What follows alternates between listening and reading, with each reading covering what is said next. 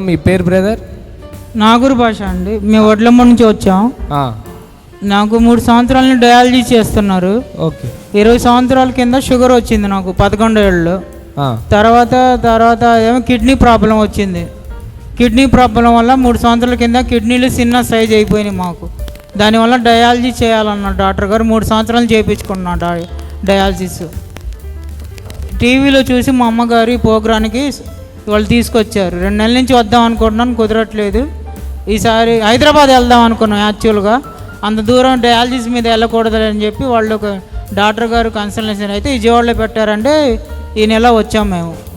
Okay, మీరు వచ్చారు. ఇక్కడ ఈరోజు స్వస్థత ప్రార్థనలో మీరు పాల్గొన్నారు కాబట్టి మీకే కార్యం జరిగిందో చెప్పండి. ఇక్కడికి రాకమని పంపితే నిన్నటి వరకు ఎలాగుంది, ఈరోజు ప్రార్థనకు వచ్చి దైవజనులు ప్రార్థన చేసిన తర్వాత ఎలా ఉందో చెప్పండి.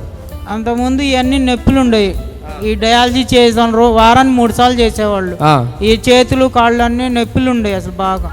దేవజనుగా ఇప్పుడు ప్రార్థన చేయగానే ఎంత కొంచెం బలం పుంజుకున్నట్టు మొత్తం వాళ్ళంతా జిమ్ములాగా లాగింది నాకు. దేవునికి స్తోత్రం. హల్లెలూయా.